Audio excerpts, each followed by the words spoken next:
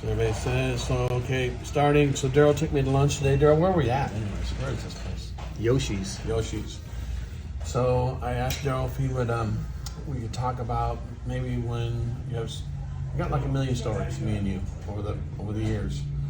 I was just thinking the other day when, what was the year when we were going to Lake Havasu? Was that 2000? 2001? 2000? Years and names of people are things that don't stick. Well, anyways, let's just say it's been 20 years. Probably over 20 has, years. Yeah. It's been over 20 years. Okay. Well, So we met in 2001. 21. That's right.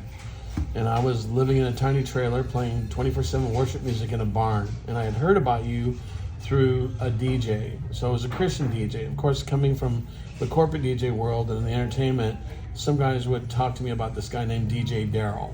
Like, he's really good. And I thought, yeah, all Christian DJs are hokey. They're not real DJs. They go, no, this guy's really real. This guy's really, and of course they were talking about you. And so when life hit up really hard and I ended up living in a little trailer with Cheryl and my 3 girls, I'm doing a 24/7 worship, and we're going to have this event, and this DJ again tells me about Darryl Cotier, DJ Darryl. And so he came by one day and he gave me your number. And I remember I called you. I believe it was a Saturday. Do you remember that? Do you actually remember that? Yeah, I think so. Yeah. And it was an interesting time in your life. You'd gone through a lot of stuff. And you were going through a lot of stuff. And so you said, well, I think you remember you said something like, well, where are you? What are you doing? You know, I wasn't some big time promoter. I'm living in a tiny trailer on a guy's property, and I'm having worship music playing out of his barn. And you said, oh, I'd like to come see that. And then you came over. So I don't know if you remember the whole story, but I do, because I got that mind to remember details and everything. So it's been an interesting journey over the years with knowing you, and you're part of the first book, and some of the stories in that. And so I'm thinking, well, what stories could Darryl tell that talk about us or talk about this journey that I've been on, or that I came across your life? And so does any of those stories or any of those journeys stand out to you that you want to share, or you think about, or you say, well, you can just say I'm crazy, that's good enough. But do you have a story? Well, I mean, how many? The story is with Bobby. It's what you see is what you get.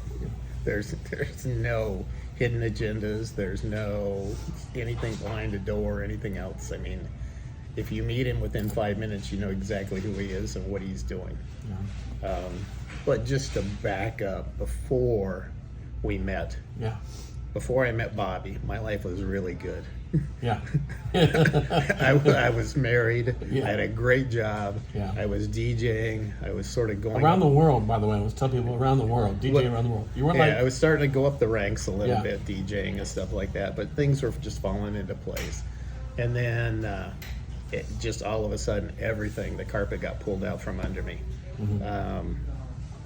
So a lot of it, most of it, I guess, all revolved around me, and it's my fault on things, but it's just real soon after that, going through a divorce, no job.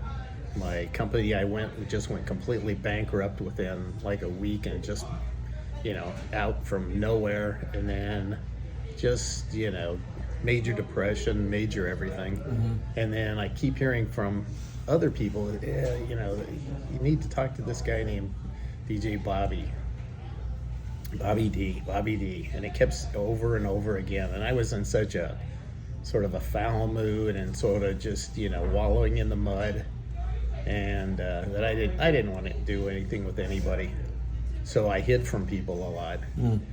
Then you finally called me. Said, guilted me into coming to meet you. Yeah, I did. So I wanted to go to the barn. Who DJs out of a barn? Yeah, in Phoenix. This has got to be some Midwestern thing. Maybe this is the new way that DJs are doing this. So I went out to the barn, met you, met some other people around there, around a campfire. Yeah. Came back the next night, came back the next night, came back the next night. Yeah. And we just sat there and we just fellowshipped. Didn't talk that much about DJing, except just a little bit of our history and all that, but just talked about what was going on in our lives, what was not not great with our lives, and what the future holds and how it holds. And we sort of meshed almost immediately on sort of the goals in our DJing. My thing was always to do positive music for positive vibes, and that's how I present myself. I wasn't going to play music or anything like that that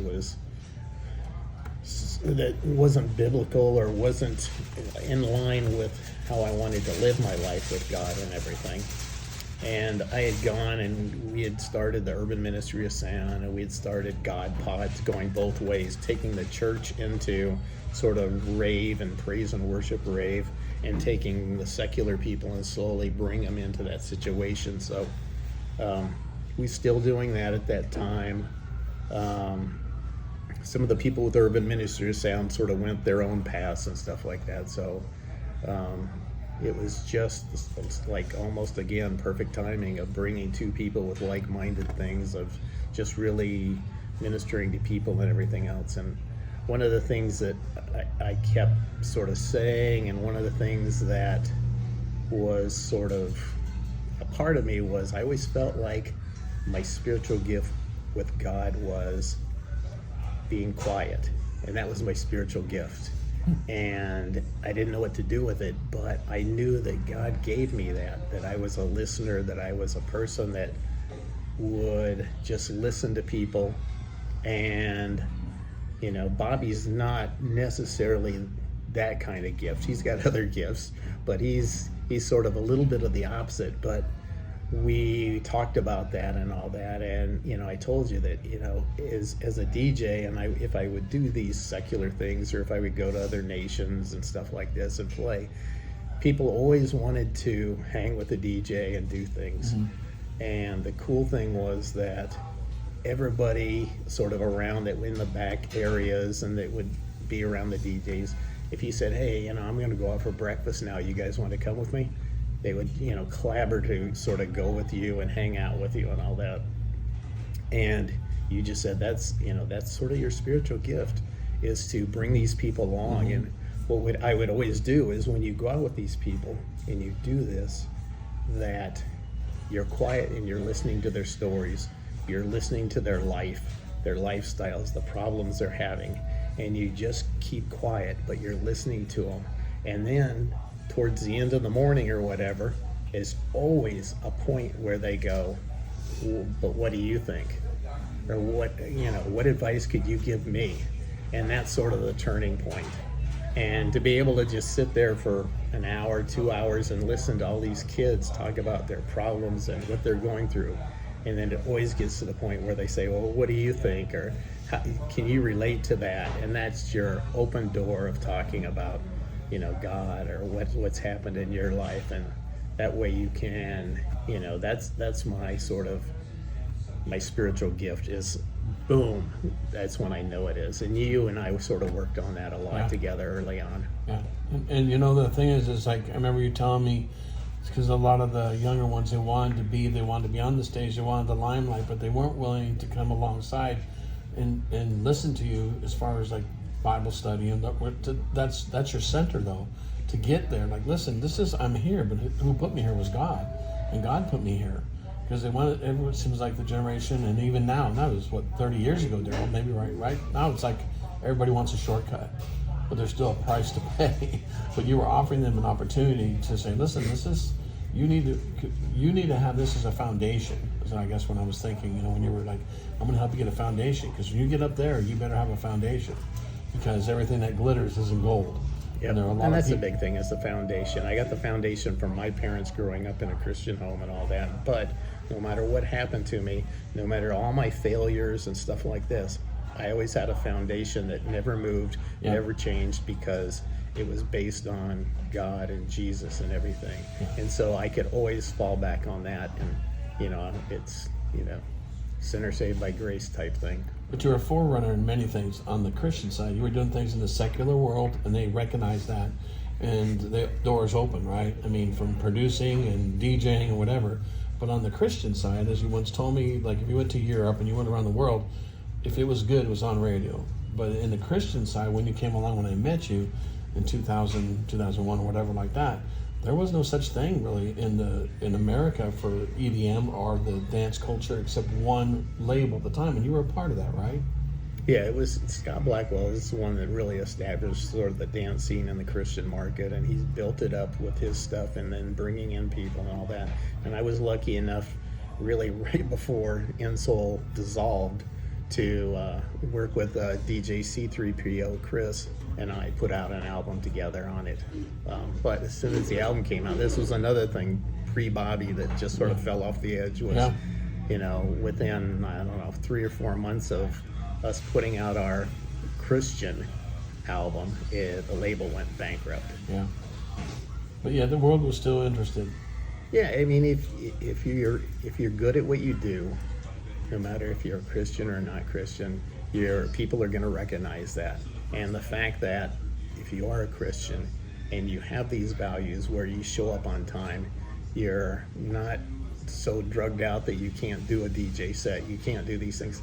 The people respect that and will honor that. And that, to me, that opened up a lot of doors. Is I was always available, I was always there, I would always spend time with people talking and stuff like that, and they just respected that. I mean, And it opened up some amazing doors, amazing people that you can't talk about now unless you want to talk, but you won't. You won't. Some people like, wow, you're not going to believe who God brought across my path, and you were able to just share with them your life and your faith, which was interesting. But a lot of the world wasn't ready for that.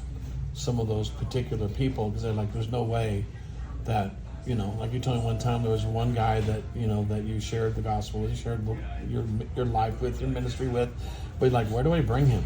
And he's not going to be crucified for his lifestyle, and he's just a baby Christian. But it's like, and we've seen that a few times, right? We've seen it over and over. It's like, okay, where do those people? They just surrendered. I remember when I surrendered, not everything came off of me right away. It was a process.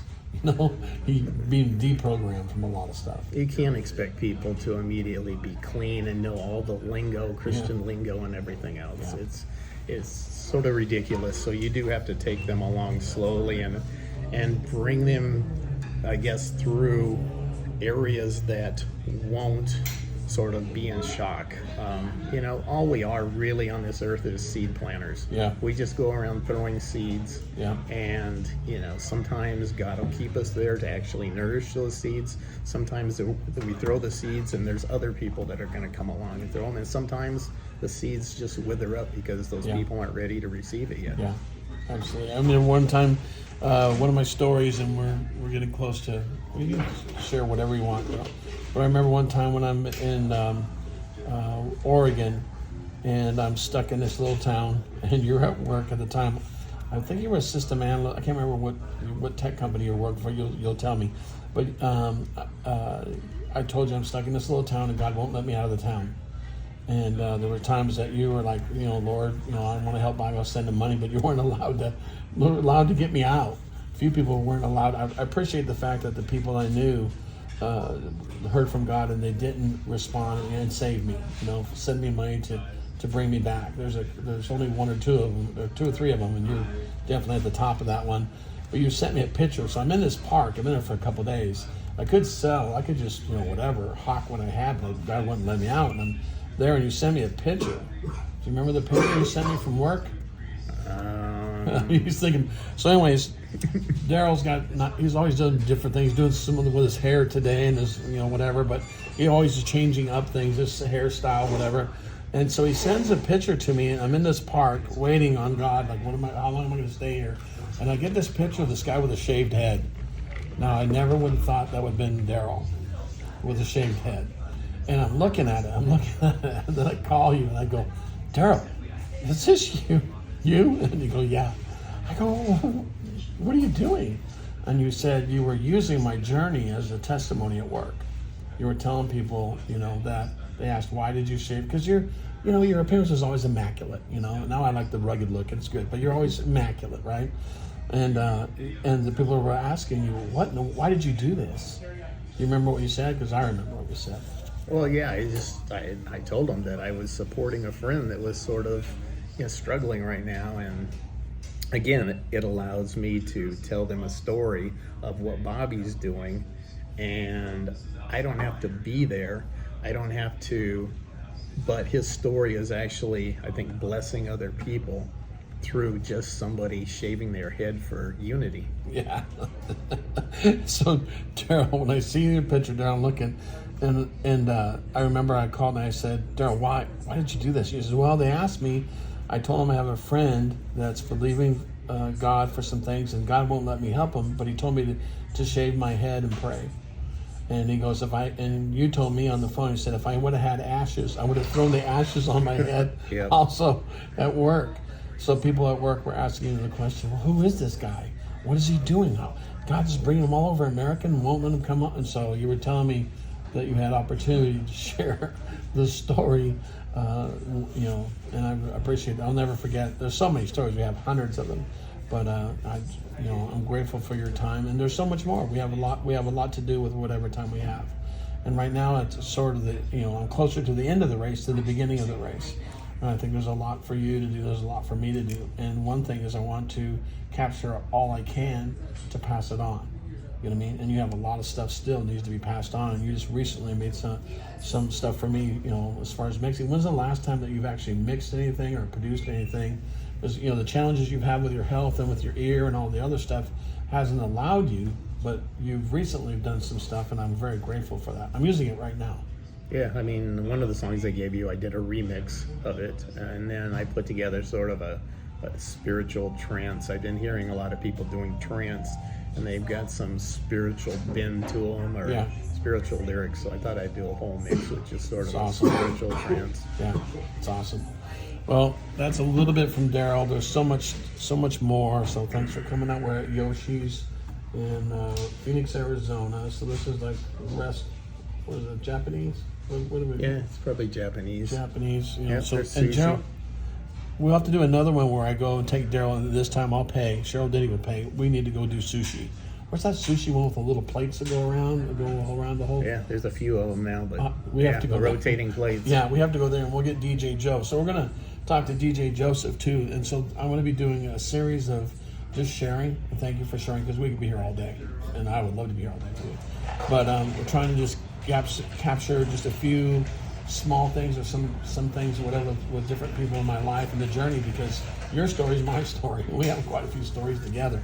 So anyways, that's Mr. Darryl Cotier, DJ Darryl, here at Yoshi's, and more to come. Thank you, Darryl, so much for your time. Thank you.